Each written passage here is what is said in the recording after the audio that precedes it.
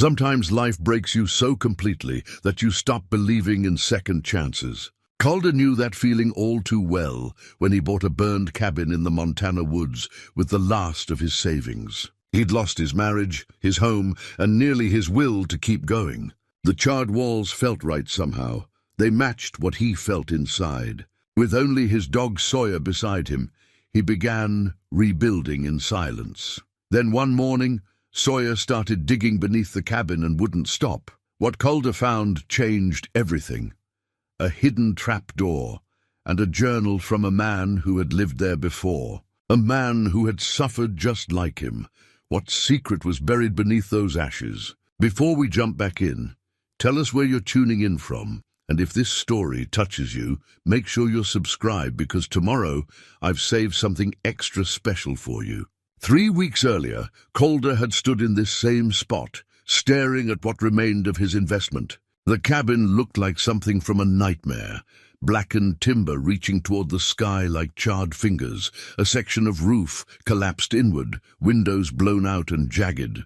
The smell of old smoke still clung to everything, acrid and bitter, mixing with the sweet scent of pine from the surrounding forest.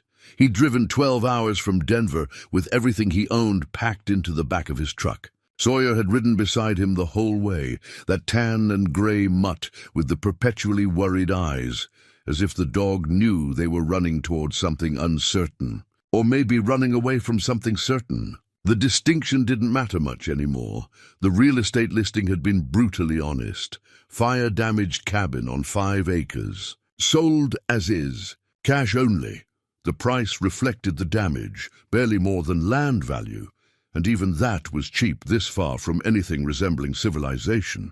Calder had looked at the photos for maybe 10 minutes before making the call. Something about the ruin spoke to him in a language he understood too well. His former life felt like it belonged to someone else now. 23 years ago, he'd been a promising young architect in Denver, full of ideas and ambition. He'd met Vivian in a coffee shop near campus. She was studying literature, he was drowning in blueprints, and somehow they'd built a life together. 22 years of marriage. 22 years of thinking they'd figured it out, but marriages don't collapse overnight. They erode slowly, like riverbanks wearing away grain by grain, until one day you look across the bed and realize the person lying there is a stranger. Or maybe you're the stranger. Calder still wasn't sure which. The recession had hit his firm hard. Projects dried up, clients disappeared, and the partnership he'd spent 15 years building dissolved in a series of tense meetings and legal documents. By the time the dust settled, he had nothing left but debt and the distant memory of who he used to be. Vivian had tried to be supportive. He could give her that. But watching your husband unravel is one thing. Living with the shell of who he used to be is another. The conversation, when it finally came, was quiet, almost gentle. "I don't love you anymore," she'd said, sitting at their kitchen table with her hands wrapped around a coffee mug. "I'm sorry. I wish I did. But I don't," Calder had nodded, feeling nothing, or everything. He couldn't tell the difference anymore. The divorce was civil. She kept the house, or rather the bank kept the house, and she kept the responsibility of dealing with it. They split what little remained in their accounts. Their daughter Maren, 26 and living in Scotland, had taken the news with a mixture of sadness and relief. Maybe she'd been waiting for them to finally admit what she'd already known.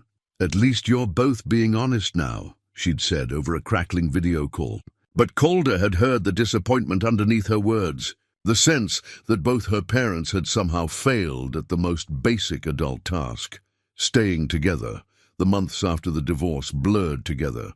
He'd rented a small apartment, taken odd jobs, drifted through days without purpose. Sawyer had been his only constant, a rescue dog he'd adopted 2 years earlier, back when he still thought having a pet might help fill the spaces opening up in his marriage. The dog had watched him fall apart, with those worried eyes, staying close, asking nothing. Then one night, scrolling through property listings he couldn't afford, Calder found the cabin. 5 acres in western Montana, backing up to national forest, miles from the nearest town. The photos showed the damage clearly. The fire had gutted most of the interior, left the structure compromised but standing. It would take months of work to make it livable. Maybe longer. He'd bought it anyway, draining what remained of his savings. His brother thought he'd lost his mind. Maren had been cautiously concerned.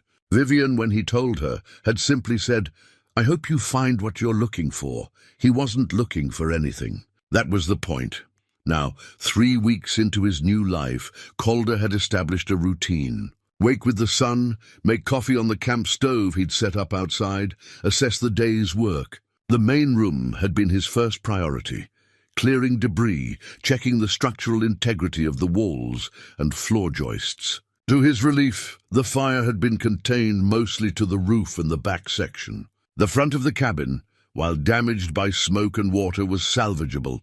He worked alone methodically, hauled out burned timber, swept up ash and broken glass, sorted through the remnants of whoever had lived here before. There wasn't much. A few charred pieces of furniture, some melted kitchen items, fragments of a life interrupted. He'd found a set of fireplace tools, their handles burned away but the iron intact. A cast-iron skillet warped from heat. Small relics that told him nothing about their owner. The physical labor helped. Each morning his body ached from the previous day's work, and that ache was honest, real. It gave him something to focus on besides the wreckage of his own life. By mid-afternoon, exhaustion would set in and his mind would quiet. He'd make simple meals, sandwiches, canned soup, anything that didn't require thought, and eat while sitting on the front steps. Sawyer pressed against his leg. The Montana wilderness stretched out before him in every direction. Towering pines, their needles whispering in the constant breeze. Mountains in the distance, their peaks still holding snow even in late spring. The air tasted clean in a way that city air never had, sharp and pure, and somehow ancient. At night, the silence was so complete, it felt like a physical presence. He'd made one trip to town for supplies, a 40-minute drive to a place called Helena, population just under 30,000. The hardware store clerk had been friendly, in that careful way rural people have with newcomers. Calder had kept the conversation brief, paid cash, and left. He wasn't ready for questions about where he came from or what brought him here. Back at the cabin, he'd replaced 2 window frames, patched sections of the floor, and managed to get the old wood stove working again. Progress came in inches, but it came. Each small repair felt like a minor victory against entropy. Evenings were the hardest. After the work stopped and dinner was finished, he'd sit on the steps and watch the sun disappear behind the mountains, painting the sky in shades of orange and purple that seemed impossible. That's when the thoughts would creep in, memories of Vivian, of Maren as a child, of the life he'd built and lost. The wedding ring still hung on a chain around his neck, hidden under his shirt. He couldn't bring himself to take it off, but he couldn't bear to wear it properly either. "What do you think, Sawyer?" He'd ask the dog, who would thump his tail without judgment. "Think we can make this work?" The dog never answered, but his presence was enough.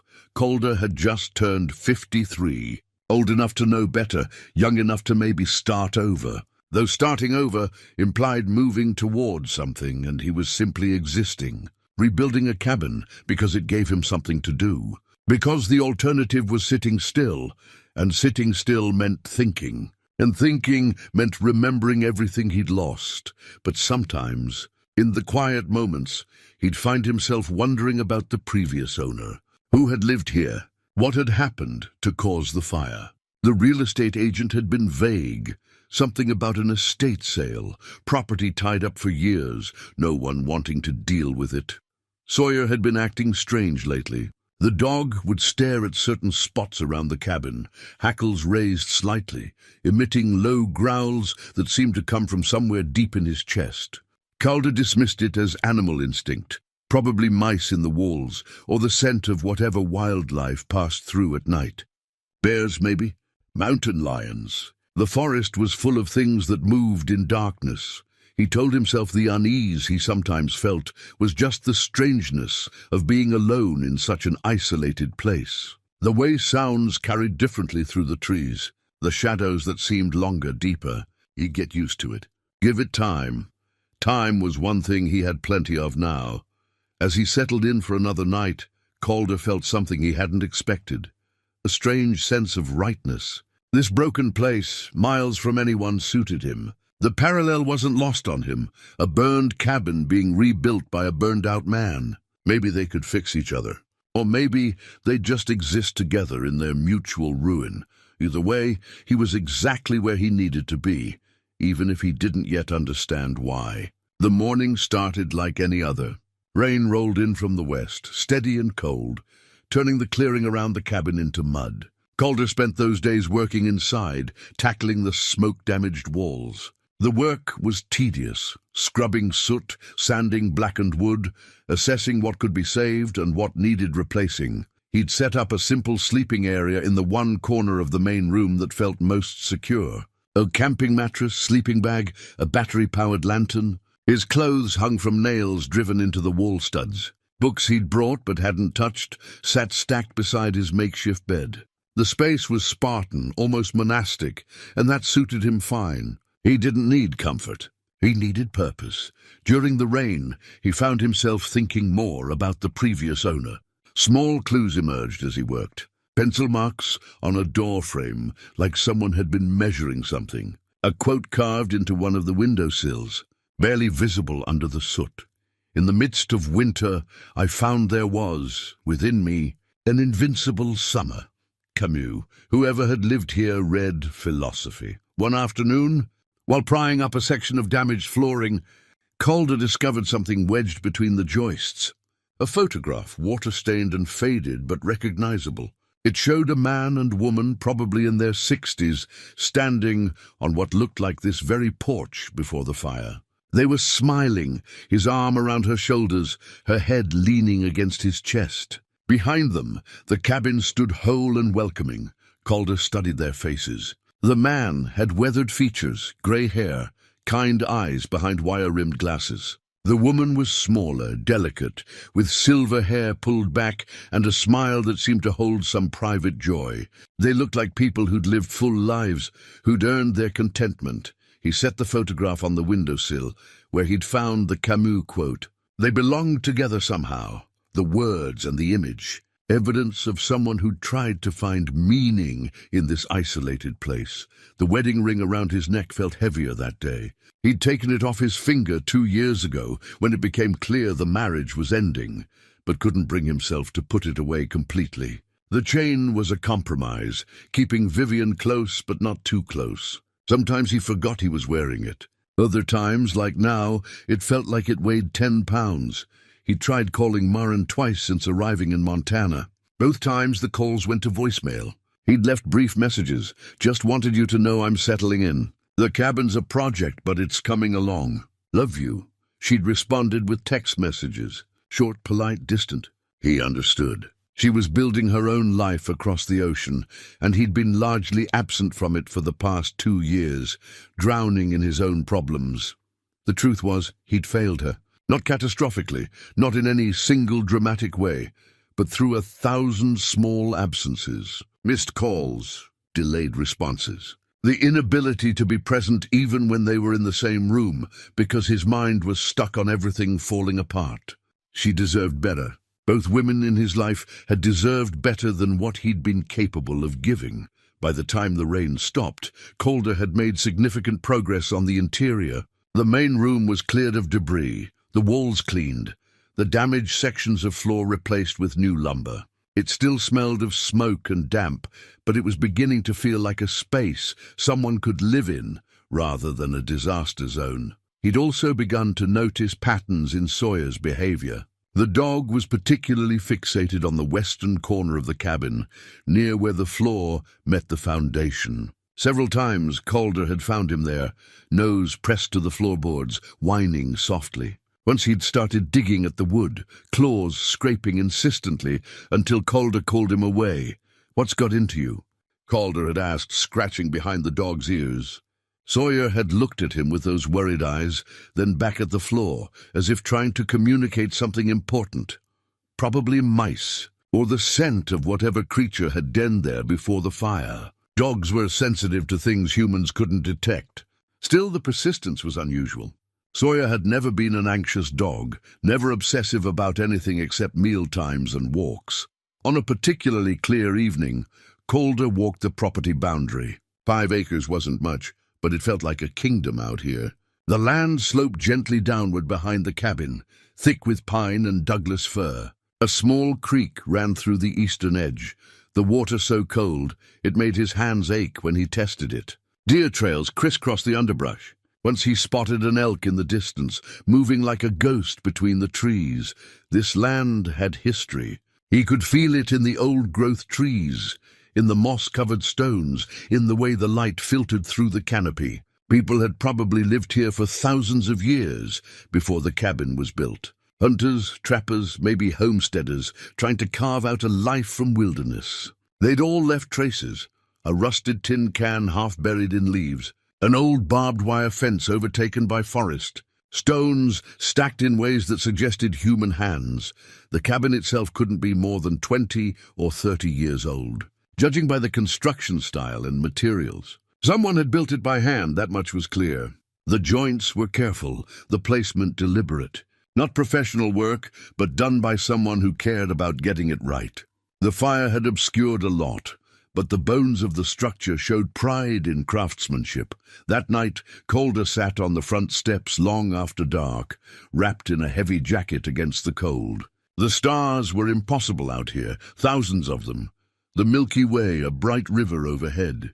He'd forgotten stars could look like this. In Denver, light pollution reduced the night sky to a handful of bright points. Here the universe displayed itself in full glory. Sawyer lay beside him, warm and solid. The dog had finally settled, no longer fixating on that corner of the cabin. Maybe whatever had bothered him was gone. Or maybe he'd just accepted it, the way dogs accept most things eventually. You know what the problem is, Calder said quietly, more to himself than the dog. I don't know who I am anymore. Spent my whole adult life being someone's husband, someone's father, someone's business partner. Now I'm none of those things. So who am I? Sawyer's tail thumped once against the wooden step. Yeah, I'm your person. That's something, I guess. The forest whispered around them, branches moving in the breeze, small creatures rustling through underbrush, the distant call of an owl. Calder had never been comfortable with silence before. In the city, there was always noise, traffic, neighbors, the hum of electricity and human activity. He'd kept the television on in his apartment just to fill the space, even when he wasn't watching it, but this silence was different. It wasn't empty, it was full of wind and water and living things going about their business, full of time moving at a different pace, full of something he didn't have words for yet, but was beginning to understand. Maybe he'd come here to disappear, to fade into the wilderness and stop being anyone at all. But sitting here under these impossible stars, Calder felt the first stirrings of something else. Not hope, exactly. Hope seemed too strong, too bright. But possibility, maybe. The sense that this wasn't an ending. It was something in between. A pause. A held breath before whatever came next. He didn't know yet that tomorrow morning Sawyer would start digging again. That this time the dog wouldn't stop until Calder followed. That beneath the cabin's foundation, buried under ash and earth, waited a story that would change everything he thought he understood about loss, about love, about the courage it takes to keep living when everything you built has burned down. For now, he just sat in the darkness with his dog, feeling the cold air on his face, watching the stars wheel overhead in their ancient patterns. For now, that was enough. 2 days passed in a blur. Calder's work on the cabin slowed to almost nothing as he became absorbed in Benedict Thorne's journal. He read sitting on the porch steps, leaning against the cabin wall, lying on his sleeping bag at night, with a lantern beside him. The pages drew him in like nothing had in years. Benedict's story unfolded in careful detail. He'd been a high school English teacher in Billings, Montana, for 32 years. Taught American literature, poetry, creative writing. His entries mentioned former students, colleagues, the rhythm of academic life, but always, always. They circled back to Iris.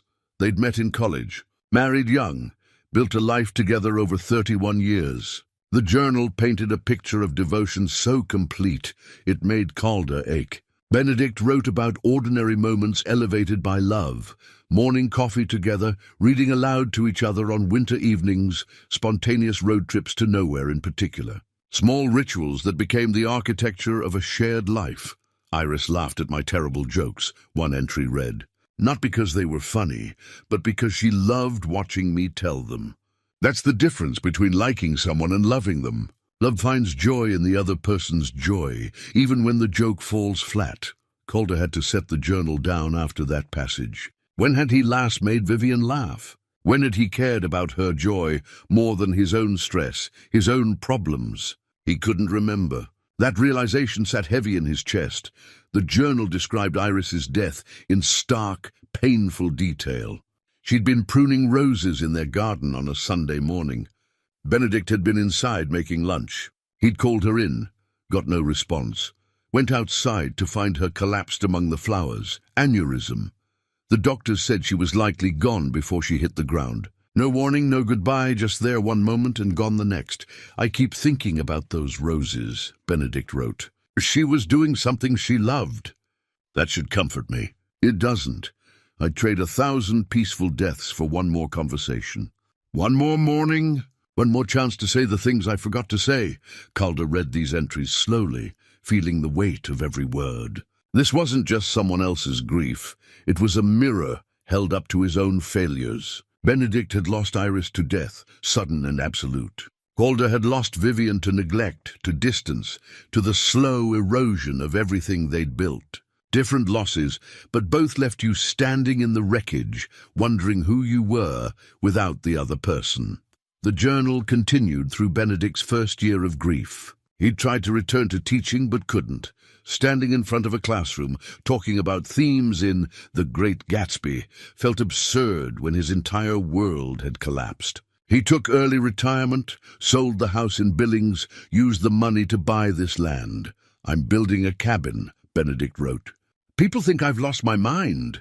My brother called 3 times yesterday trying to talk me out of it.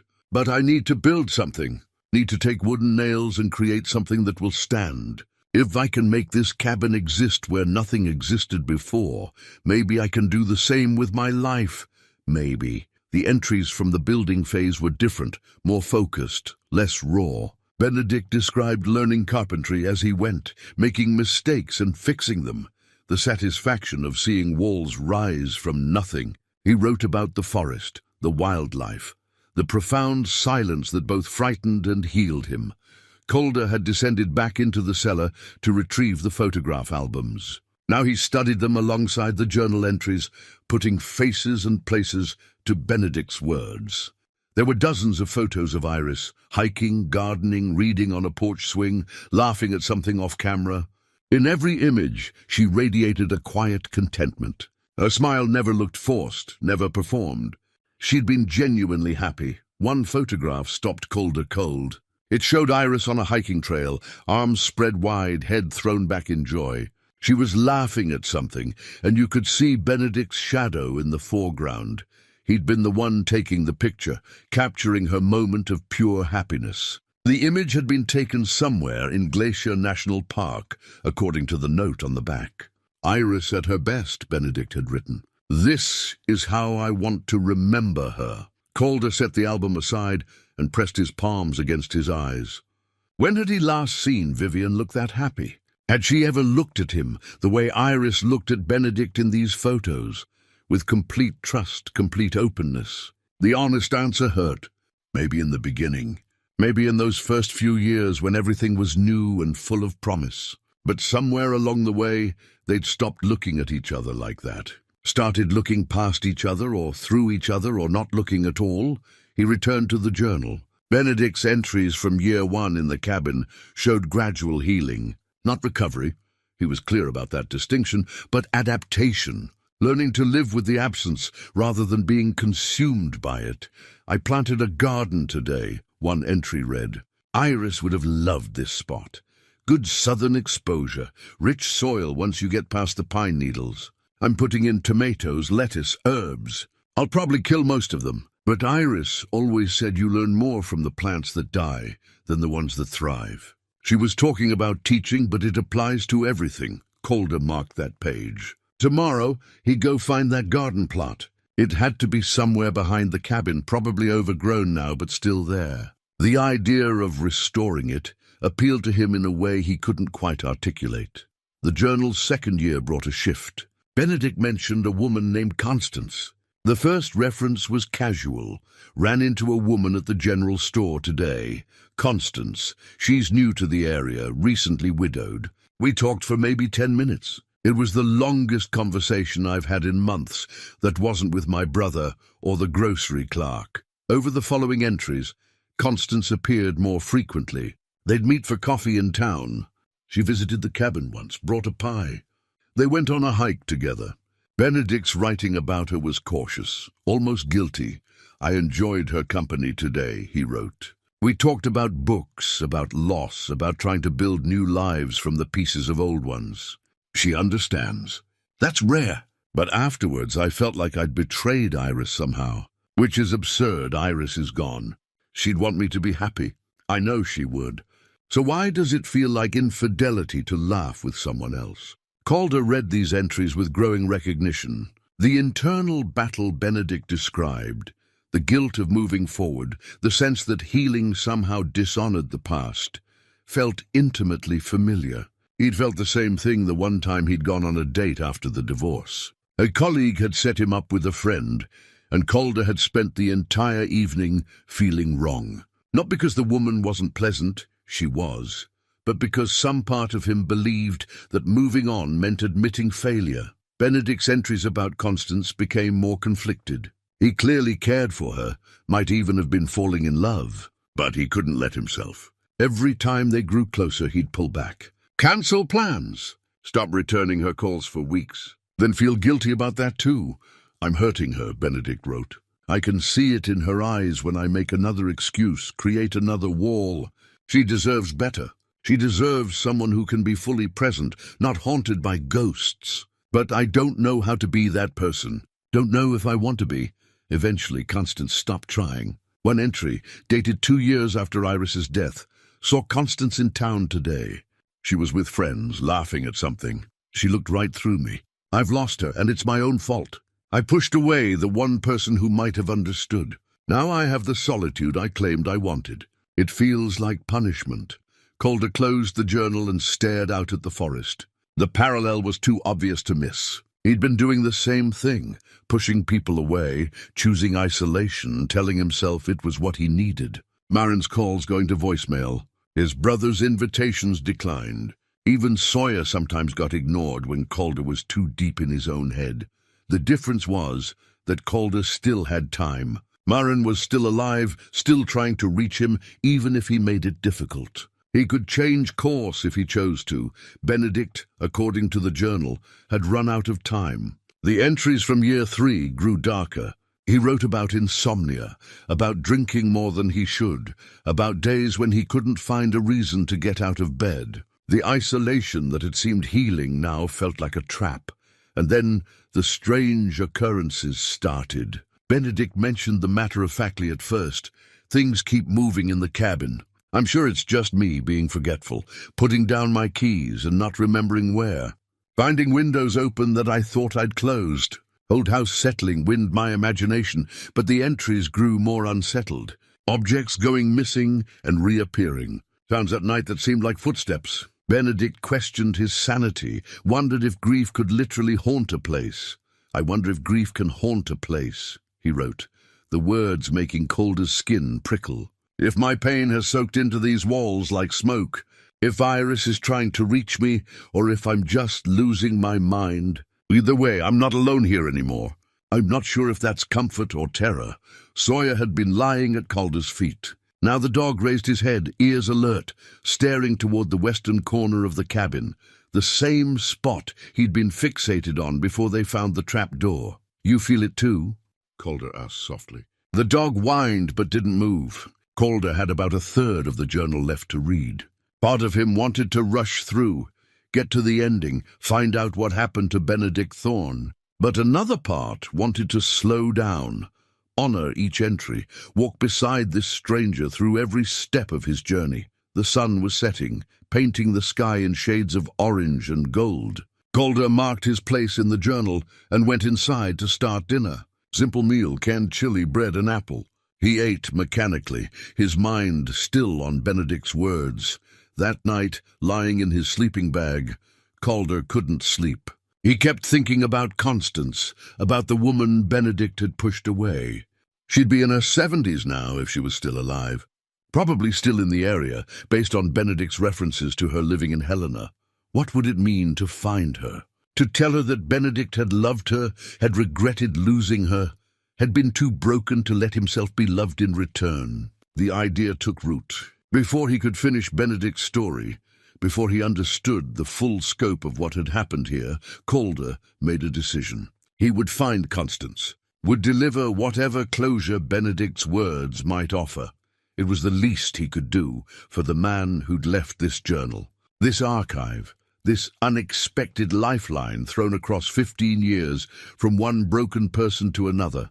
The next morning, Calder set out to find Benedict's garden. He walked around the cabin's perimeter, Sawyer trotting ahead, until he spotted it, a cleared area about 30 feet behind the structure, partially reclaimed by forest, but still visible.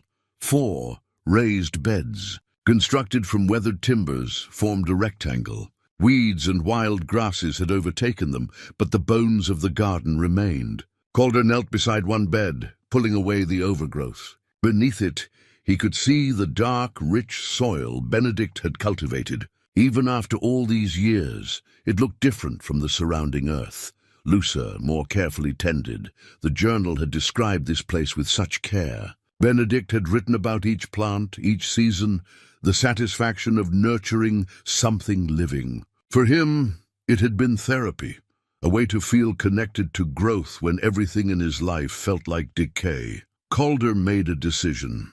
He'd restore this garden, clear the beds, plant new vegetables and herbs, continue what Benedict had started. The symbolism wasn't lost on him, cultivating life from land touched by loss. But beyond symbolism, it felt right. It felt like honoring something worth honoring. He spent the morning clearing the first bed, pulling weeds, turning soil. The physical work felt good, grounding. Sawyer explored the area, occasionally returning to check on Calder before wandering off again. The dog seemed calmer today, less fixated on the cabin's corner.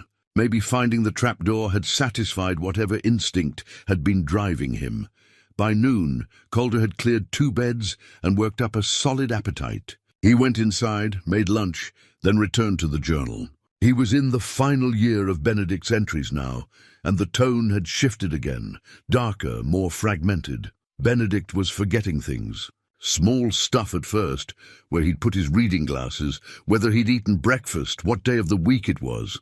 He attributed it to age, to isolation, to drinking too much in the evenings. But the entries showed growing concern. Lost 3 hours today, one passage read. I was working on the porch. Then suddenly it was dark, and I was inside with no memory of coming in. I'm scared. This isn't normal forgetting. Something's wrong. The handwriting began to deteriorate. Words scratched out and rewritten. Sentences that trailed off mid-thought. Benedict wrote about confusion, about moments where he couldn't remember where he was, or why he was there, and then the entries that made Calder's blood run cold.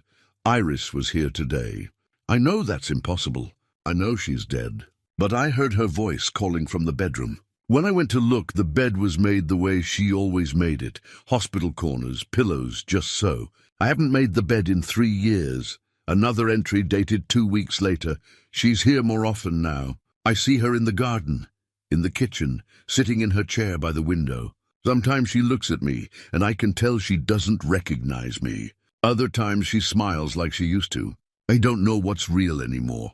Calder felt a chill despite the warm afternoon. This wasn't grief or loneliness. This was illness. Benedict's mind had been failing, creating hallucinations of the person he'd lost. The strange occurrences he'd written about earlier weren't supernatural. They were symptoms of something medical, probably neurological. He kept reading, though part of him didn't want to. The entries became more disjointed, harder to follow. Benedict wrote about Iris being alive, about taking care of her, about conversations they'd had.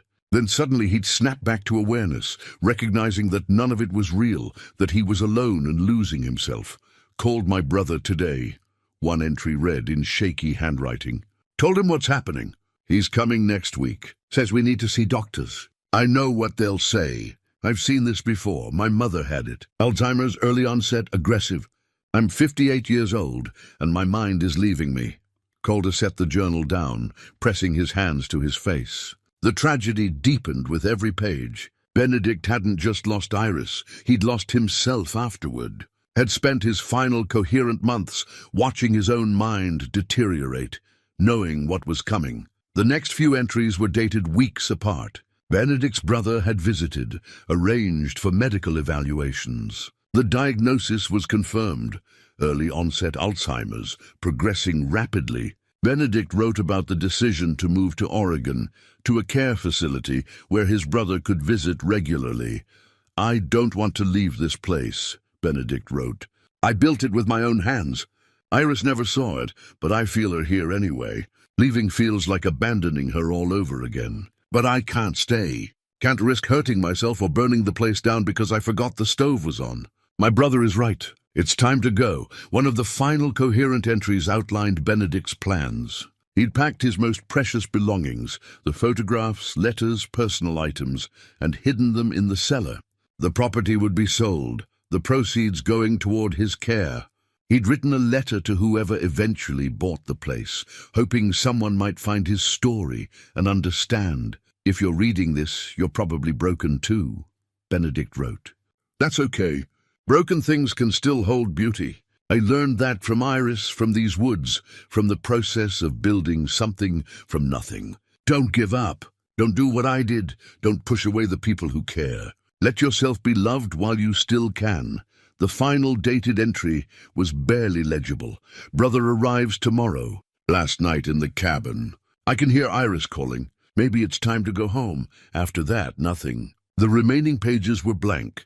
Calder sat for a long time, staring at those empty pages. He wanted more. Wanted to know what happened in Oregon, how long Benedict lived, whether he found any peace at the end. But the story stopped here at this cabin, with a man preparing to leave the only place he'd found meaning after loss. He needed to know the rest. That afternoon, Calder drove into Helena. The town was bigger than he'd expected, not quite a city, but more than a rural outpost. He found the library easily enough, a modern building with helpful staff and good internet access. The librarian, a woman in her 50s with kind eyes, directed him to the newspaper archives. Looking for anything specific? Obituary, Calder said. Man named Benedict Thorne. Would have died maybe 7 or 8 years ago, possibly in Oregon. She helped him set up the database search. 20 minutes later, Calder found it. Benedict Thorne, 65, formerly of Billings, Montana, passed away peacefully on March 14th, 7 years ago, at Evergreen Care Center in Portland, Oregon. Benedict was a beloved high school English teacher who inspired countless students during his 32-year career. He is survived by his brother, Peter Thorne, of Eugene, Oregon. No other surviving family. Memorial services were private. The obituary was brief, impersonal. It mentioned his teaching career, but nothing about Iris, nothing about the cabin, nothing about the man who'd poured his heart into those journal pages. Just the clinical facts of a life reduced to a few sentences, but one detail stood out. He died in Oregon, in a care facility. His brother had followed through, had taken care of him at the end. That was something. Calder expanded his search, looking for property records. Found the sale of the Montana property to a mining company 6 years ago. Then 5 years ago, a fire report. Structure fire at 1847 Pine Ridge Road. Cause undetermined, likely accidental. Property abandoned, no injuries reported. The cabin had burned a year after Benedict's death. No investigation, just an insurance write-off. The mining company had let it go, eventually selling it to the bank, which finally sold it to Calder. He sat back, processing. The timeline made sense now. Benedict had left. The property changed hands. Something caused the fire, lightning maybe, or vagrant campers, and the place sat empty and damaged until Calder bought it. But what about Constance? He searched for her next, trying variations of the name with Helena, Montana. Nothing in the obituaries, which meant she was probably still alive. But without a last name, finding her would be difficult. Calder approached the librarian again. Long shot, but I'm trying to find someone. Woman named Constance, would be in her 70s, lived in Helena about 10 to 15 years ago, recently widowed at that time. The librarian considered. That's not much to go on, but Helena's not that big. Do you know what she did for work? Calder shook his head, then remembered something from the journal. Wait, Benedict mentioned meeting her at the general store. She was new to the area. Might try the Historical Society, the librarian suggested. They keep records of long-time residents, community members. Or you could check with some of the churches. They tend to know people. Calder thanked her and left. It was late afternoon now, too late to track down the Historical Society. But he had a plan. Tomorrow he'd come back, ask around, find this woman who'd loved Benedict and been pushed away, driving home. Calder thought about Benedict's words. Don't do what I did. Don't push away the people who care. When he got back to the cabin, he pulled out his phone. Stared at Maren's last text message from 3 weeks ago. Dad, just checking in. Hope the cabin project is going well. Love you. He'd responded with a single sentence. All good here. Talk soon. That wasn't good enough. Not anymore. He typed a longer message. Maren, I'm sorry I've been so distant. You deserve better. I've been working through some things here, and I've realized I've been doing exactly what I told myself I wouldn't do. Shutting out the people who matter. Can we talk this week? Really talk? I want to hear about your life, about Scotland, about everything I've been too self-absorbed to ask about.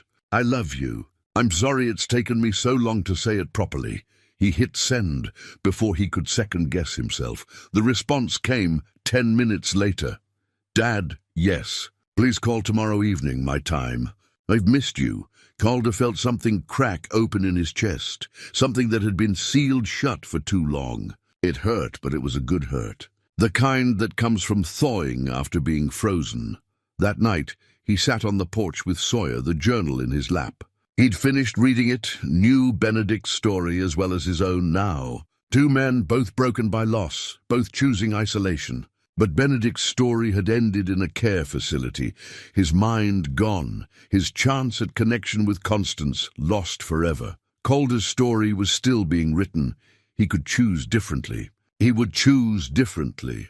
Thank you, he said quietly to Benedict, to the forest, to whatever force had led him to this place. Thank you for showing me what not to do. Tomorrow he'd find Constance. He'd deliver Benedict's message, the apology written between the lines of every journal entry. And then he'd keep choosing, keep reaching out instead of pulling away, keep building instead of hiding. The cabin restoration could wait.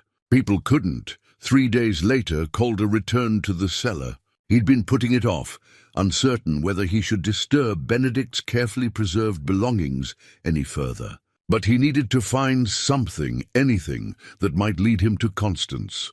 He descended the wooden steps, flashlight in hand. The space felt different now, less mysterious and more sacred. This was Benedict's archive, his deliberate attempt to preserve what mattered most. Calder went through the photograph albums more carefully this time, looking for clues. Most images showed Benedict and Iris at various stages of their life together. But toward the back of the third album, he found something different.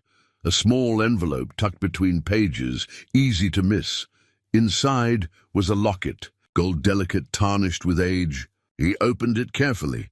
On one side, a tiny portrait of a young woman. Iris, he assumed, though the photo was old enough that it might have been her grandmother.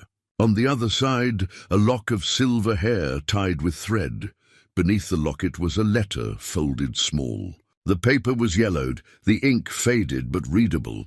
It was from Iris to Benedict, dated before their marriage. "My dearest Ben," it began. "You asked what I wanted for our wedding, and I told you I wanted nothing but you. But my grandmother insisted I take this locket. It's been in our family for 3 generations. She said every marriage needs something old to remind us where we came from, and something precious to remind us where we're going. This is both. Wear it close to your heart, and know that wherever you go, I'm with you. Always, Iris. Calder held the locket gently, feeling the weight of its significance. This had been given with such love, such certainty about the future. He could imagine Benedict wearing it or keeping it close, a talisman against loneliness. He placed it carefully on the desk beside the journal, then turned his attention to the letters bundled with string. Most were cards and notes between Benedict and Iris. Birthday wishes, anniversary messages, simple expressions of affection from the daily routine of a long marriage. But one bundle was different. The return address showed a Helena post office box, and the handwriting wasn't Iris's. These letters were from Constance. Calder's hands trembled slightly as he untied the string. There were maybe a dozen letters, all sent during a 6-month period about 13 years ago. He opened the first one. "Dear Benedict, thank you for the coffee yesterday. It's been so long since I've had a conversation that felt real, where I didn't have to pretend to be fine, didn't have to perform grief in the way people expect. You understand what this is like. That's rare and precious. I hope we can do it again soon. Warmly, Constance." The letters progressed from friendly to something deeper. Constance wrote about her late husband, about the hollowness of widowhood, about trying to rebuild a life that felt worth living. Her words were elegant, thoughtful, sometimes achingly sad. "I think I'm falling in love with you," one letter read. "I didn't think that was possible anymore. After Gerald died, I assumed that part of my life was finished. But then you happened, this wounded, wonderful man who makes me laugh despite everything. I don't need you to say it back. I don't need promises. I just needed you to know that you've given me something I thought I'd lost forever. Hope." Calder had to stop reading. The intimacy of these words, the vulnerability, it felt like trespassing. But he continued, because he needed to understand what had happened between them. The later letters showed confusion, hurt. "You haven't returned my calls in 3 weeks. If you need space, please just tell me. The uncertainty is harder than any answer would be. And then, I understand now. You're not ready, may never be ready. I won't contact you again. I hope you find peace, Benedict. You deserve it even if you don't believe that." The final letter was brief. "I heard you're leaving Montana. I hope Oregon treats you kindly. Despite everything, I'm grateful for the time we had. You showed me I could feel again. That's a gift, even if it hurts right now. Take care of yourself. See." Calder sat back, the letters in his lap. The story was clearer now, sadder. Constance had loved Benedict genuinely, had offered him a chance at connection, and he'd pushed her away, too trapped in his grief and guilt to accept what she offered. By the time his illness forced him to leave, it was too late. But Constance had survived it, had been strong enough to walk away when Benedict couldn't meet her halfway. Calder respected that, even as his heart broke for both of them. He gathered the letters, the locket, and the journal. These things belonged together. They told a complete story. And Constance deserved to have them, to know that Benedict had treasured what they'd shared, even as he'd been unable to fully embrace it. Now he just had to find her. Back at the cabin, Calder called the Helena Historical Society. A cheerful woman named Ruth answered, listened to his somewhat awkward explanation. "I'm trying to find someone who lived in Helena about 10 to 15 years ago. First name Constance, probably in her 60s or 70s now. She was widowed. Husband's name might have been Gerald." "Constance Bellamy," Ruth said immediately. "Has to be. She's the only Constance I know who fits that description. Lost her husband Gerald maybe 15 years back. Lovely woman." Calder's heart jumped. "Is she still in the area?" "Oh, yes. Lives in a small house on Maple Street. Number 47, I believe. Keeps to herself mostly, but she's active in the library's book club. I see her there once a month." "Thank you," Calder said, relief flooding through him. "Thank you so much." He spent the rest of the day preparing. Cleaned the locket carefully, organized the letters in chronological order, wrote a note explaining who he was and how he'd found Benedict's belongings. He wanted to approach this right, didn't want to cause Constance unnecessary pain by showing up unannounced with ghosts from her past. That evening, he called Maren as promised. The conversation was awkward at first. They'd spent so long communicating in brief, surface-level exchanges that genuine talk felt unfamiliar. But slowly, they found their rhythm. She told him about her work at a publishing house in Edinburgh, about the Scottish boyfriend she'd been seeing for 8 months, about the flat she shared with 2 roommates near the city centre. Her life was full busy, exactly what a 26-year-old's life should be. "You sound different, Dad," she said after they'd talked for nearly an hour. "More present, I am," he said. "Or I'm trying to be. I've been reading this journal. Long story, I'll tell you sometime. And it's made me realize how much time I've wasted hiding from people who care about me." "I'm glad," she said softly. "I've missed you. Not the version of you that went through the motions, but the actual you. The dad who used to take me hiking, who taught me about architecture by building elaborate sand castles, who made terrible jokes at breakfast." Calder felt his throat tighten. "I've missed that version of me too. I'm working on finding him again." "Take your time," Marin said. "Just don't disappear on me again, okay?" "I won't, I promise." After they hung up, Calder sat on the porch watching the sunset. Sawyer lay beside him, the dog's head resting on his thigh. The forest was alive with evening sounds, birds settling for the night, the rustle of small creatures in the underbrush, the whisper of wind through pine needles. He thought about Benedict's words, "Don't push away the people who care." Tomorrow he'd drive to Maple Street, knock on Constance Bellamy's door, and deliver the message Benedict had been too broken to deliver himself. It wouldn't undo the past, wouldn't give either of them back the years they'd lost. But it might offer closure, might let Constance know she hadn't been wrong to love him, that Benedict had loved her back, even if he'd been unable to show it. And maybe, in delivering that message, Calder would learn something about his own capacity for courage, about choosing connection over safety, about risking the vulnerability that comes with letting people in. The wedding ring was still in his pocket. He pulled it out, held it up to the fading light. It caught the sunset, glinted gold and copper. For 2 years, he'd carried this symbol of failure, of loss, of everything he'd once believed in, and watched crumble. But maybe it didn't have to mean that. Maybe it could simply be what it was, a marker of time spent, lessons learned, a chapter that had ended to make room for whatever came next. He didn't bury it or throw it away. Instead, he went inside and placed it in a small wooden box he'd found in the cabin. One of Benedict's, probably, left behind in the fire. The ring settled among other small objects, a bent nail from the first floorboard he'd replaced, a river stone Sawyer had brought him, a dried flower from the garden bed he'd cleared, artifacts of his time here. Evidence of slow rebuilding. The box went on a shelf, visible but not central. Part of the story, but not the whole story. Tomorrow would bring its own challenges, its own small acts of courage. For tonight he'd done enough. He'd reached out to his daughter. He'd decided to deliver closure to a stranger. He'd put away the symbol of his past and chosen to focus on his present. It wasn't much, but it was something. And sometimes something is exactly enough.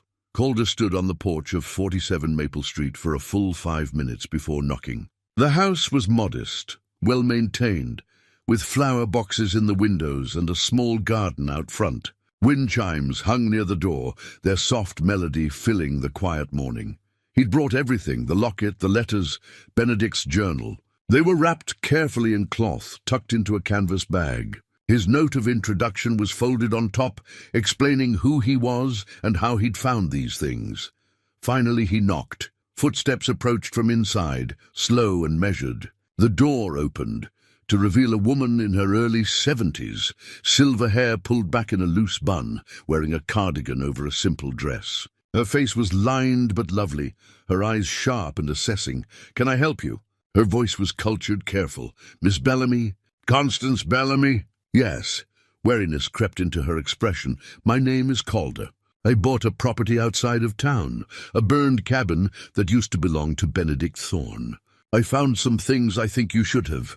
The change in her face was immediate. Color drained from her cheeks, her hand gripped the doorframe. "Benedict," she whispered, "I'm sorry to arrive unannounced.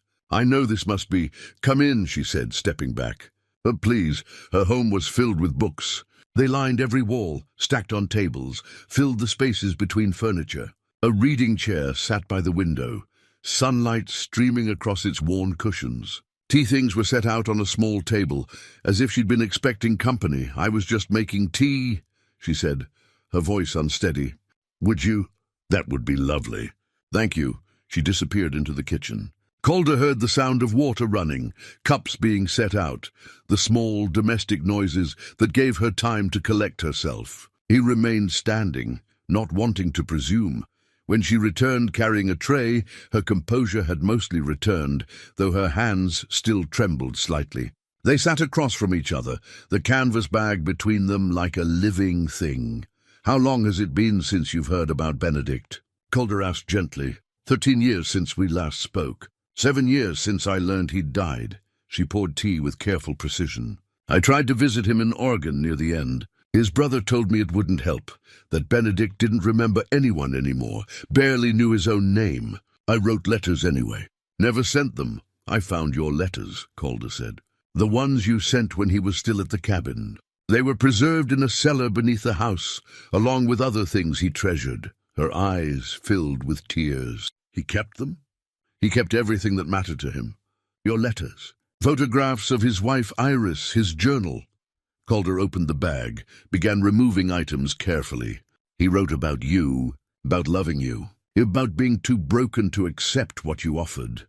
Constance's hands shook as she reached for the first bundle of letters, her own words, returned to her across the years. She didn't open them, just held them against her chest. "I loved him," she said quietly. "Not the way he loved Iris. I understood I could never be that for him. But I loved who he was trying to become. I would have settled for whatever he could give me. But he couldn't even give himself permission to try." Calder handed her Benedict's journal. He explains it here.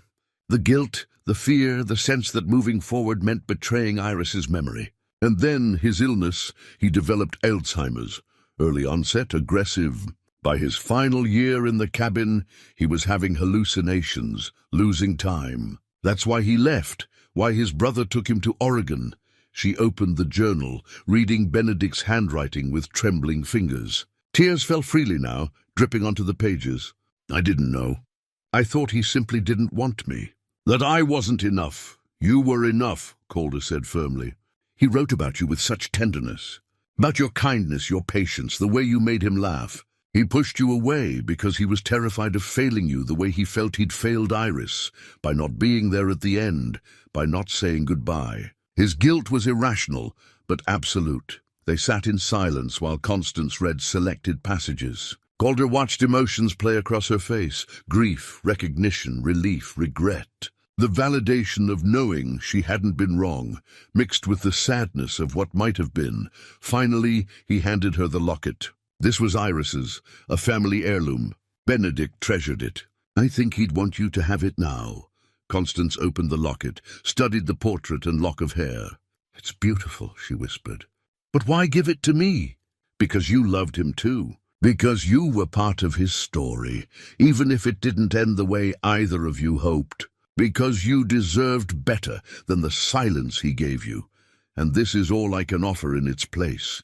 She held the locket for a long time, then carefully placed it around her neck.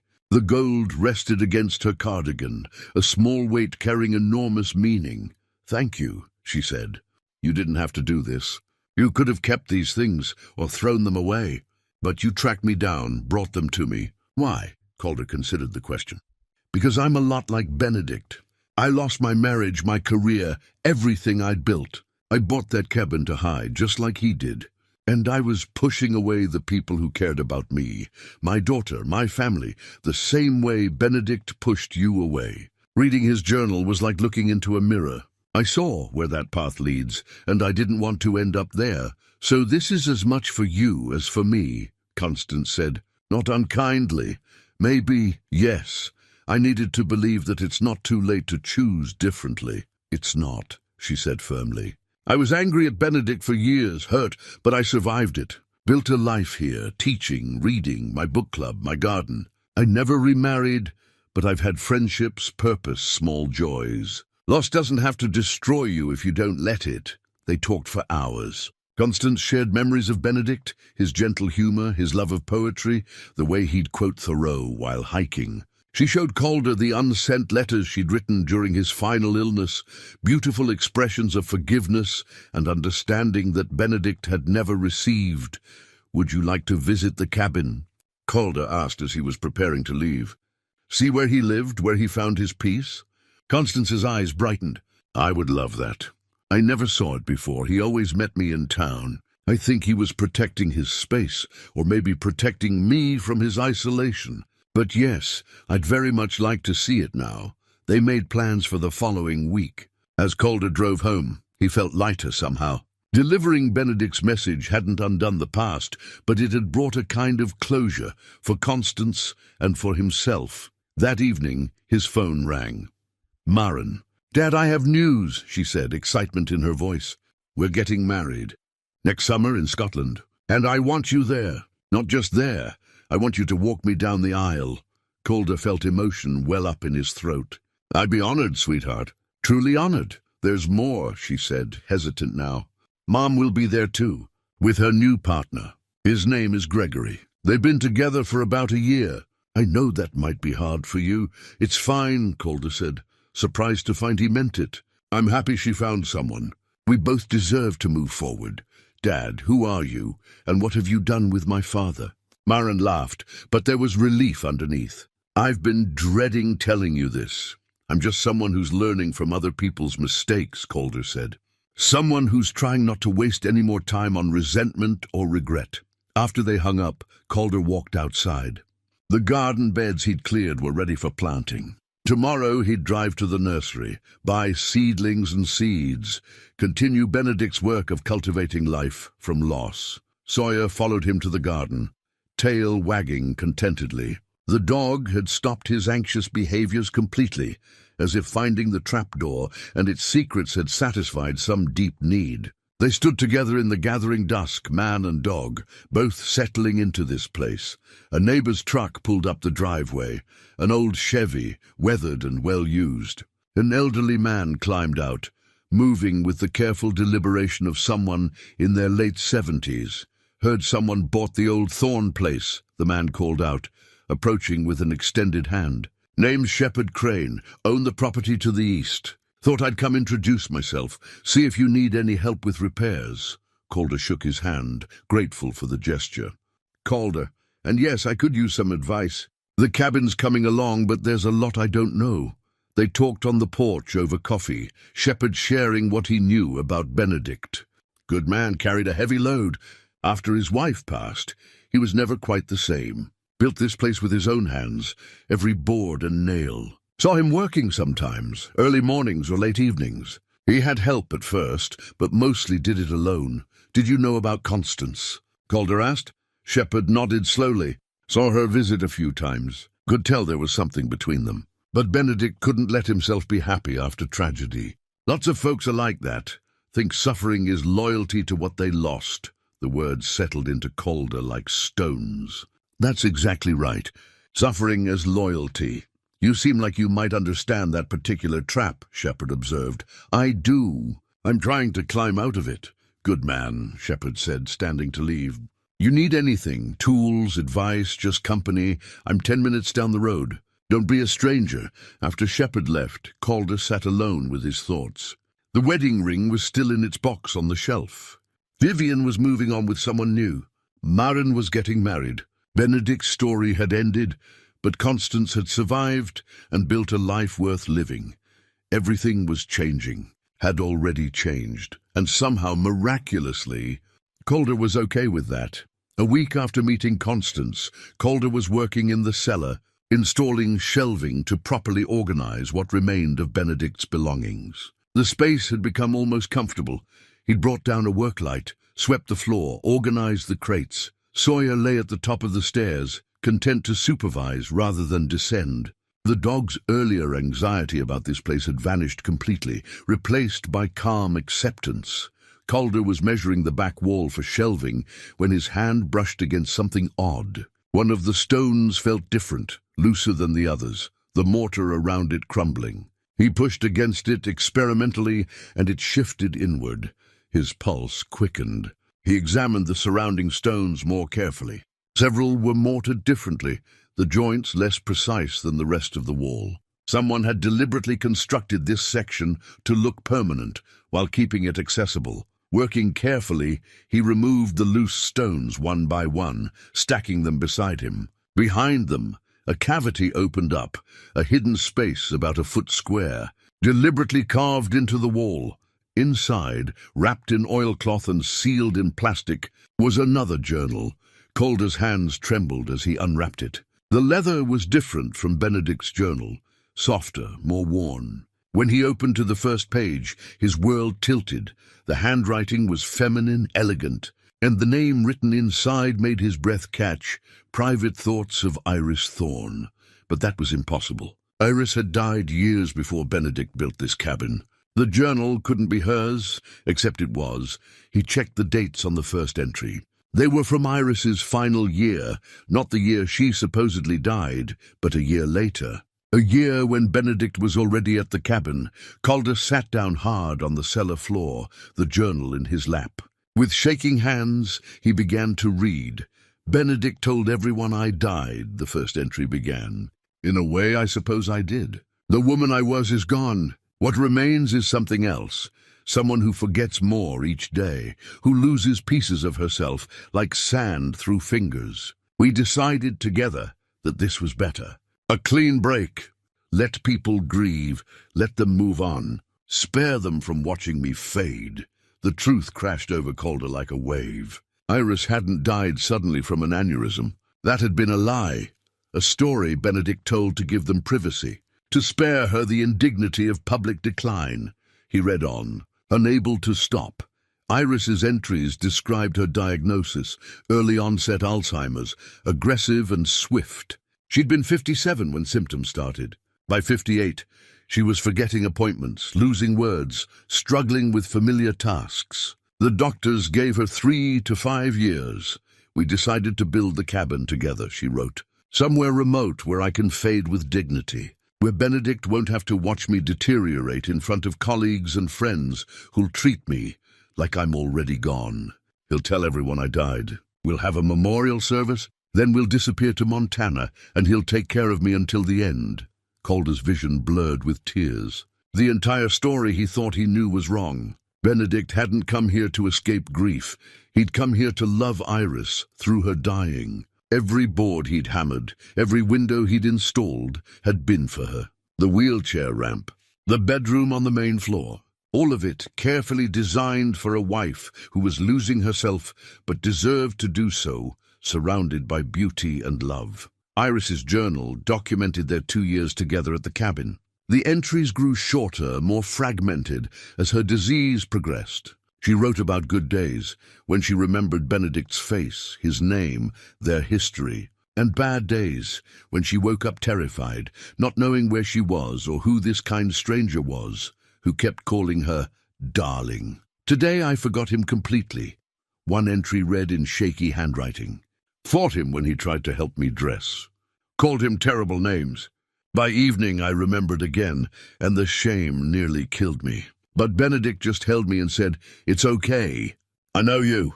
Even when you don't know me, I know you." The strange occurrences Benedict had written about in his journal. Items moved, sounds at night. Those weren't hauntings or his imagination. That was Iris, confused and wandering at night, moving things, trying to complete tasks her fragmented mind insisted were important. Benedict's guilt about Constance made devastating sense now. He couldn't pursue a relationship because he was still married. Iris was alive, even if her mind was dying. To love someone else, to move on, would have been betrayal of the deepest kind. Calder read through tears, his heart breaking for both of them. Iris's final coherent entry was dated late autumn, about 3 years after Benedict's first journal began. I don't know who I am anymore, but I know I am loved. Benedict reads to me even when I don't understand the words, holds my hand even when I pull away in confusion. Yesterday, or was it last week, he played our wedding song on an old record player. I couldn't remember getting married, but I cried anyway. The body remembers what the mind forgets. I'm so tired, I'm ready to rest. But I'm grateful, so grateful, that I got to be loved like this at the end. No entries followed, just blank pages. Calder closed the journal, pressing it to his chest. He understood now why Benedict had hidden this separately, why he'd never mentioned Iris's survival in his own journal. This was too private, too sacred. If authorities had known Iris was alive, they might have intervened, forced her into institutional care, destroyed the dignity Benedict was trying to preserve. The memorial service for Iris, that must have been real, held after she actually died here at the cabin. Benedict would have buried her somewhere on the property, or perhaps scattered her ashes in the forest she never knew but that he'd built for her. Then Benedict had stayed alone, carrying the weight of that secret, carrying his grief for Iris, and his guilt about Constance, and his growing awareness that the same disease taking his wife was now taking him too. The tragedy was complete, devastating, and somehow beautiful. Calder climbed back upstairs, the journal clutched in his hand. Sawyer whined, pressing against his legs, sensing distress. He sat on the porch steps, staring at the forest without seeing it. Everything he'd believed about Benedict's story needed rewriting. The man hadn't been hiding from grief. He'd been protecting his wife's dignity, honoring her wish to fade privately, giving her the last gift he could offer, his complete, unwavering presence. For 2 years, Benedict had been everything: nurse, companion, caretaker, witness. He'd bathed her when she couldn't bathe herself, fed her when she forgot to eat, held her through nightmares she couldn't articulate. He'd maintained the fiction of her death so she could die on her own terms. That was love. Not the easy kind, celebrated in wedding vows, but the hard kind that shows up every day, when there's no reward, no recognition, no hope of recovery. The kind that stays. Calder thought about his own marriage. He'd left, not physically but emotionally, long before Vivian asked for the divorce. When things got difficult, when the recession hit and stress mounted, he'd withdrawn into himself, protected himself, saved himself at the cost of them. Benedict had done the opposite. He'd given everything, stayed completely, loved without reservation even when Iris couldn't remember his name. The difference between them was stark and humbling. But something else occurred to Calder. Should he tell Constance the truth? She deserved to know that Benedict hadn't simply been too broken to love her. He'd been married, actively caring for a dying wife. The rejection hadn't been about Constance at all. It had been about honoring vows that still mattered. Yet telling her would mean revealing Benedict's secret, the one he'd protected so carefully. It would mean admitting that the memorial service she'd probably attended for Iris had been staged, that Benedict had lied to everyone for years. The weight of knowing settled onto Calder's shoulders. Some truths didn't bring healing, they just brought more pain. Constance had found peace, believing Benedict loved her but couldn't reach past his grief. Knowing the full truth might ease her heart, or might burden it further, with the knowledge that she'd been falling in love with a married man. However complicated the circumstances, he would have to decide. But not today. Today he would just sit with the enormity of what he'd discovered. Would honor Benedict and Iris both, the love they'd shared, the sacrifice Benedict had made, the grace with which Iris had faced her dissolution. The cabin looked different now, not just a refuge but a testament. Every board, every nail, every careful detail was an act of devotion. This wasn't just a house. It was a monument to love, at its most tested and most true. Calder stood, Iris's journal still in his hand. He walked to the garden Benedict had planted, the garden Iris had probably sat beside on good days, watching things grow that she'd never see harvested. He knelt in the dirt and made a promise. "I'll finish what you started," he said quietly. "I'll make this place what you intended. And I'll learn from you, both of you. I'll learn what it means to stay, what it means to love when it's hard, what it means to be present for the people who matter." The forest answered with wind through the pines, steady and eternal. Calder had come here broken, looking for isolation. Instead, he'd found the story of two people who'd faced the worst kind of loss with the best kind of love. It changed everything. He would have to change too. Calder spent 3 days wrestling with what to do. Iris's journal sat on the desk, a weight he carried even when he wasn't touching it. Every time he looked at it, the same question returned. Did Constance deserve to know the truth? He found his answer in Benedict's building plans.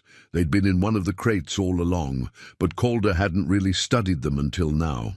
Detailed sketches of the cabin, every measurement precise, notes filling the margins. But it was the annotations that told the real story. Iris wants window here to catch morning light. Ramp for wheelchair access. Install by autumn. Bedroom on main floor, no stairs for her to navigate. Handrails by door. She's unsteady now. Every design choice had been for her comfort, her safety, her dignity. This cabin wasn't just a refuge, it was an act of architecture as love letter. Benedict had built Iris a place to die with grace. Calder traced the drawings with his finger, understanding, clicking into place. The cabin was unfinished. Several features Benedict had sketched were never built. A back porch for sitting in the evenings, a greenhouse for the garden, a stone pathway from door to garden so Iris could walk without fear of falling. Benedict had run out of time. Either Iris's decline accelerated, or his own illness began, or both. The cabin remained incomplete, a promise half kept. Calder made his decision then. He would finish it, would complete Benedict's vision exactly as designed. Not as his own project, but as a continuation of Benedict's devotion. The cabin would become what it was always meant to be, a testament to staying, to loving through the hardest moments, to choosing presence over protection. He called Shepherd Crane that afternoon. "I need help," Calder said.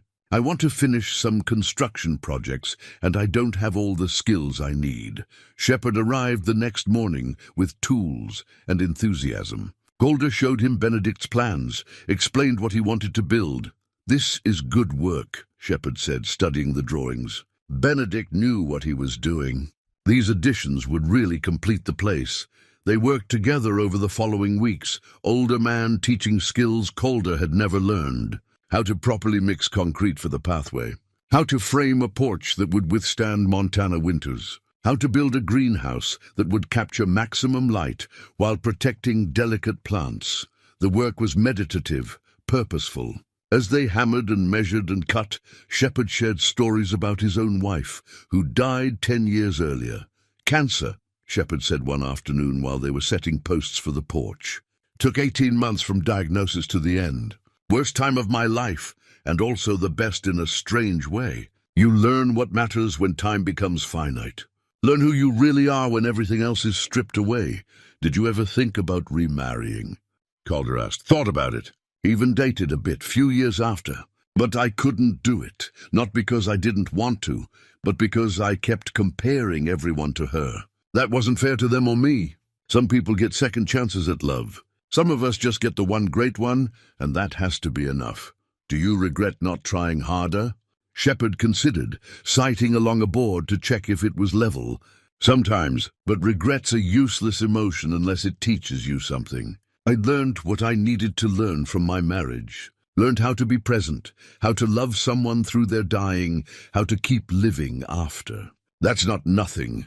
Their conversations became a kind of therapy. Calder found himself talking about Vivian, about the ways he'd failed their marriage, about the guilt he carried. "You can't undo the past," Shepherd said, "but you can build a different future.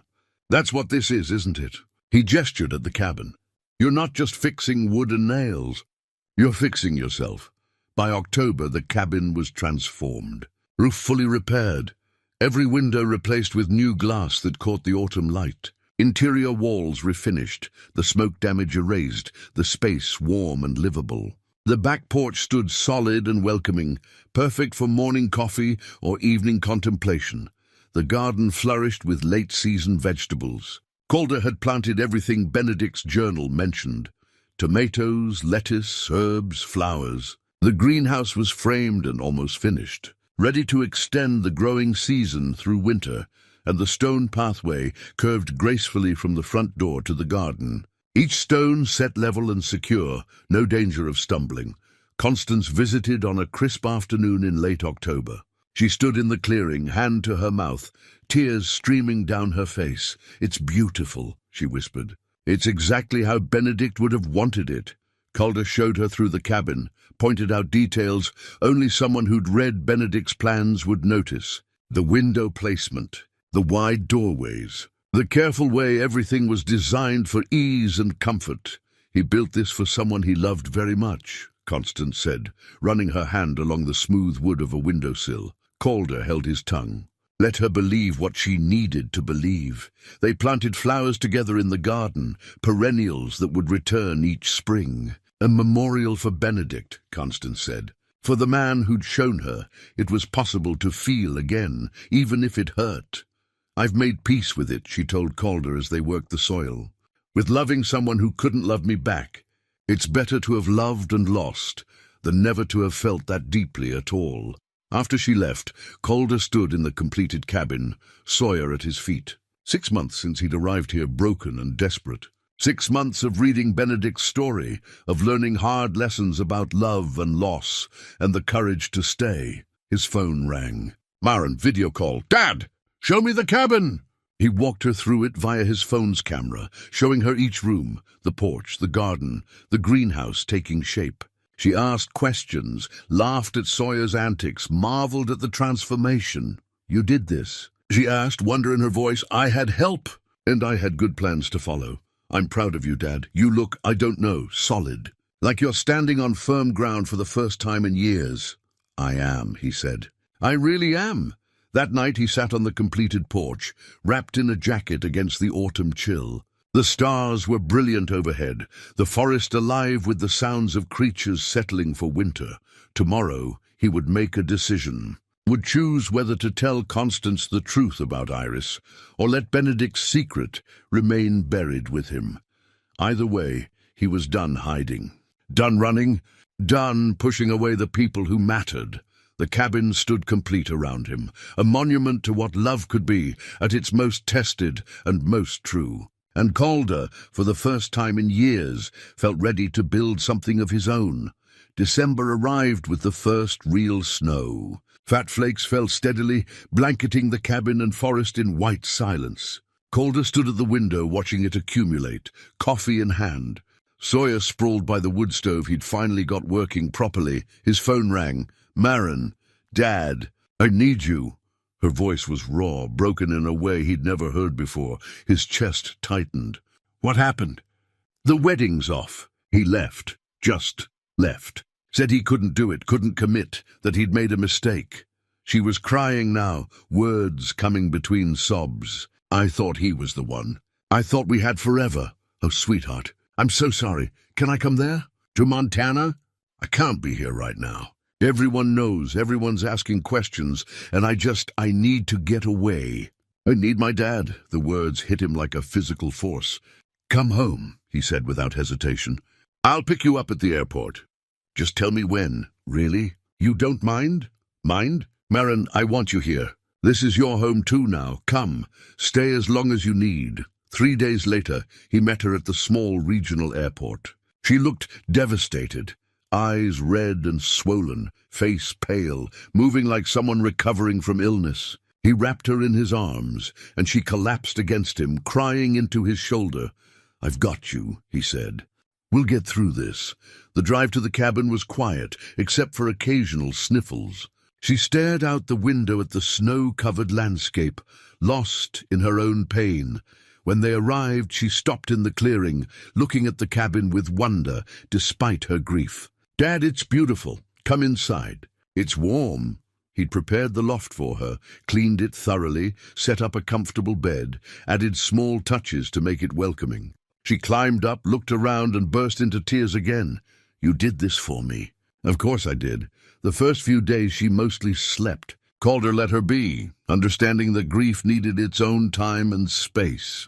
He brought her meals, sat with her when she wanted company, gave her solitude when she needed it. Sawyer, with the instinct dogs have for wounded hearts, adopted her completely. The mutt barely left her side, curling up on her bed, following her on slow walks around the property, pressing against her legs when tears came. By the end of the first week, she started asking questions. About the cabin, about Benedict's story, about why Calder seemed so different from the distant, distracted father she'd known for the past 2 years.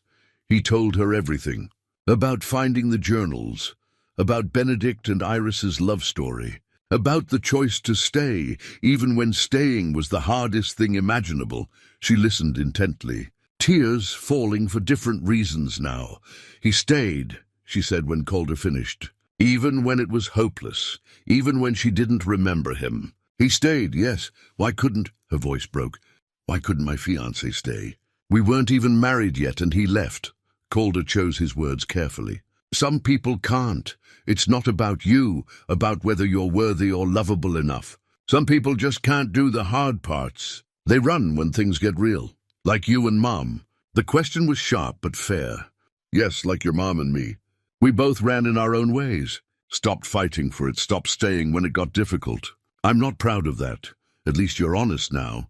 They talked for hours that night, about relationships, about commitment, about the difference between failing and giving up. Calder shared what he'd learned from Benedict, about how staying wasn't about never doubting, but about choosing to stay despite the doubt. Will I be okay? Maren asked, her voice small and young. Yes, Calder said with absolute certainty. You'll be okay. It'll take time, but you'll heal. I know because I'm watching it happen to me. She believed him. Not because he was her father, but because she could see the evidence in the cabin he'd restored, in the way he showed up for her now, in the groundedness that had replaced his earlier drift. The second week, she started helping with small projects around the cabin, painting trim, organizing the kitchen, hanging curtains. The work gave her hands something to do while her heart processed the loss. They decorated for Christmas together, a small tree, simple ornaments, evergreen branches on the mantel. Calder invited Constance for dinner, and the three of them shared a meal that was quiet but genuine. You raised a wonderful daughter, Constance told Calder as they cleaned dishes. She raised herself, mostly. I'm just grateful she's giving me another chance. On Christmas Eve, Maren came downstairs with papers in her hand, Calder's manuscript about Benedict and Iris. She'd found it on the shelf. Read it in one sitting. Dad, this is beautiful. You have to share this story. It's private. Benedict's story, not mine to tell, but people need it. I needed it. Knowing that someone loved that hard, that completely, it helps. It doesn't fix my broken heart, but it helps me believe in love again anyway. Her words planted a seed he couldn't ignore. Maren stayed through New Year's, 3 weeks total. By the time she prepared to return to Scotland, colour had returned to her cheeks, light to her eyes. She wasn't healed. Grief didn't work that quickly, but she was healing. The difference was visible. You'll be okay without me, she asked the night before her departure. I'll be okay, Calder promised. And so will you. I know, she hugged him tight. Thank you for being here. For really being here. Not just going through the motions. After she left, the cabin felt simultaneously empty and full. Empty of her physical presence, but full of the connection they'd rebuilt. Calder had his daughter back, really back, and the knowledge settled into his bones like warmth, but Maren's words about the manuscript haunted him. You need to finish your own story, she'd said. You've told Benedict's story. Now tell yours. He knew what she meant. There was one piece of unfinished business, one person he'd never properly released, Vivian. That night, Calder sat at Benedict's desk, his desk now, and began to write. Not about Benedict and Iris, but about himself and Vivian. About their marriage, its slow death, his role in that death. No blame, no bitterness, just honesty. He wrote for hours, and the words came easier than he expected. He acknowledged his withdrawal, the walls he'd built, the distance he'd created long before she'd asked for divorce. He thanked her for the good years, and there had been good years, before everything fell apart. He apologized for the bad ones, for his absence even when physically present, for expecting her to shoulder his stress and disappointment. Most importantly, he forgave her, and asked her forgiveness in return. I hope you found happiness, he wrote near the end. I'm learning to find mine. I'm learning what it means to stay, not in a marriage that ended, but in my own life with the people who matter. Thank you for showing me, through our failure, what I needed to change. I hope Montana is teaching me what you couldn't. He signed it, sealed it, mailed it the next morning before he could second-guess himself.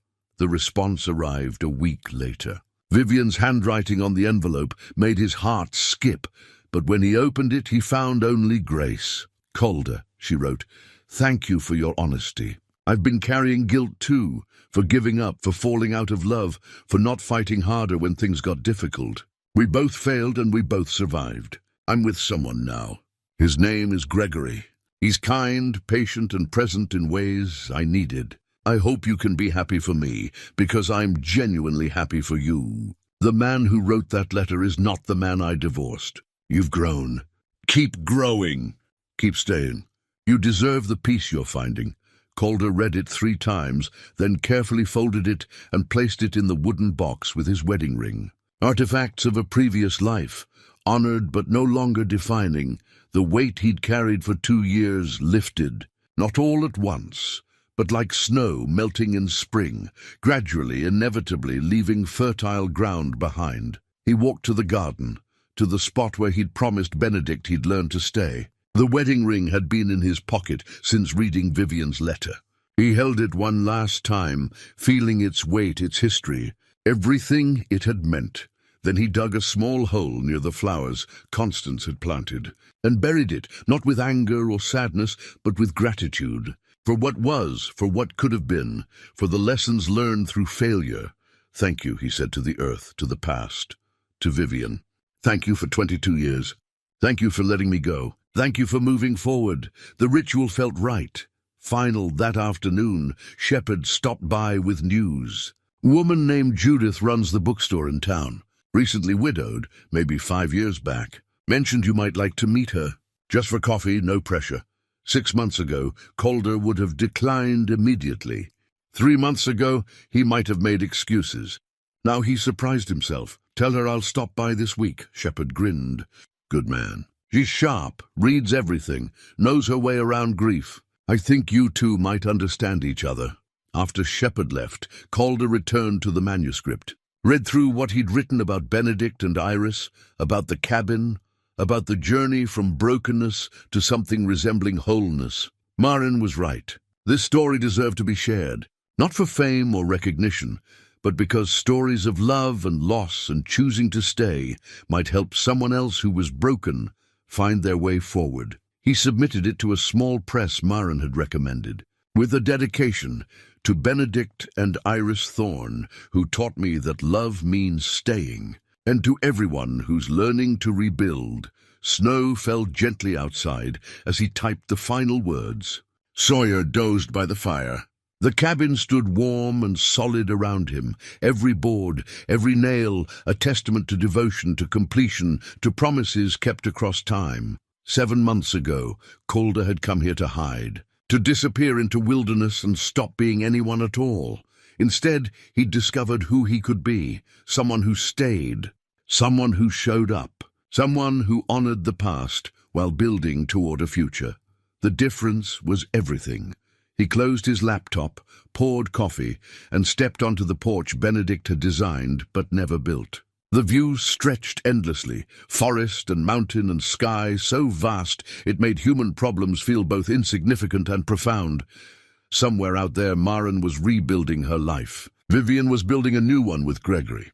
Benedict and Iris rested together, their love story preserved in journals and timber and the very bones of this place. And Calder stood present in his own life, finally, completely, ready for whatever came next. Spring arrived in Montana with sudden, startling warmth. Snow melted, revealing ground eager for planting. The garden beds Calder had restored came alive with green shoots, perennials returning, bulbs pushing through soil, the promise of life renewing itself. 1 year. He'd been at the cabin for 1 full year. The transformation was complete. Every window caught light exactly as Benedict had designed. The back porch hosted morning coffee and evening contemplation. The greenhouse sheltered seedlings that would soon transplant to the garden. The stone pathway wound smooth and safe from door to earth. But the real transformation wasn't the cabin. It was the man who'd rebuilt it. Calder stood at the garden's edge, Sawyer beside him surveying their work. Tomatoes already climbing stakes, lettuce in neat rows, herbs fragrant in the warming air. Everything Benedict had planted, Calder had replanted. Everything Benedict had intended, Calder had completed. "We did it," he said to the dog, to the forest, to Benedict's memory. "We finished what you started." His phone chimed. A text from Maren, time-stamped early morning, her time in Scotland. "Good news. Met someone. Taking it slow, but Dad, he stays. When things get hard, he doesn't run. Thought you'd want to know I'm learning from the right examples now." Calder smiled, typed back, "That's the best news. Proud of you, sweetheart. Love you." The manuscript had been published 2 months ago by a small press that specialized in literary non-fiction. Staying, a love story sold modestly but meaningfully. Letters arrived weekly from readers, people who'd lost spouses, who'd struggled through grief, who needed to know that staying was possible even when everything felt impossible. Calder answered every letter personally, just as Benedict had answered students' questions decades ago. The act of bearing witness to others' pain while sharing what he'd learned felt right, felt like purpose. The community college had offered him a part-time position teaching architecture to adult learners. He'd accepted, found joy in sharing his knowledge with people starting over, people who understood that it's never too late to build something new. And then there was Judith. They'd been seeing each other for 3 months now. Slow, careful, both of them carrying histories that made them cautious. She ran the bookstore in town, had lost her husband to cancer 5 years earlier. Their first coffee had stretched into 3 hours of conversation about books, about loss, about the strange gift of getting a second chance at life when you thought the story was over.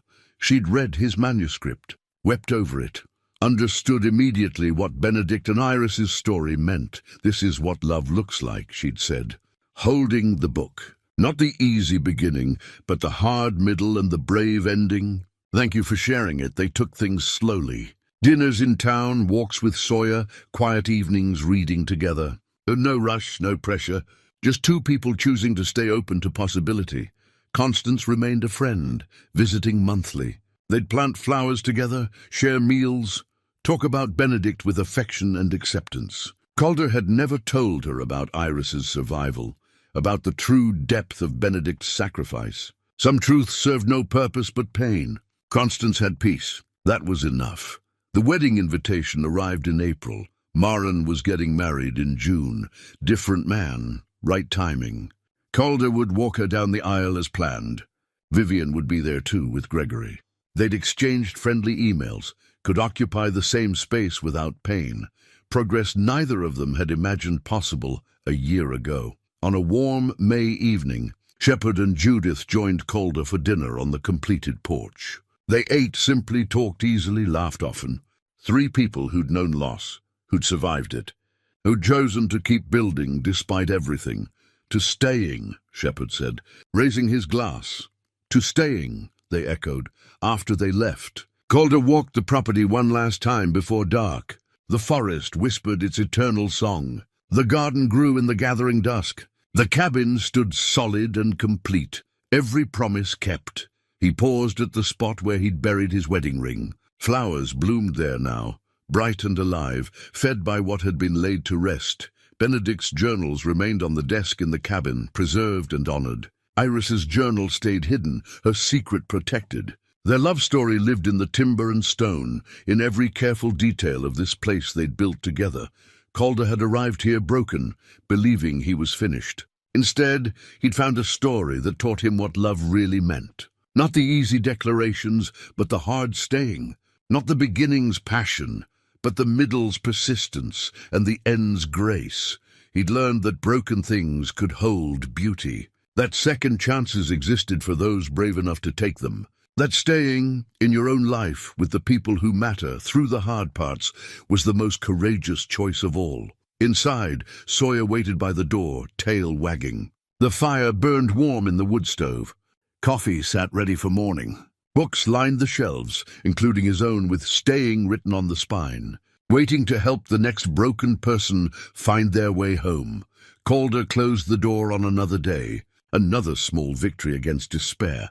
The burned place, restored, the broken man, healed, and in the quiet of the Montana wilderness, Life continued, beautiful, imperfect, and whole, ready for tomorrow, whatever it might bring, ready to stay.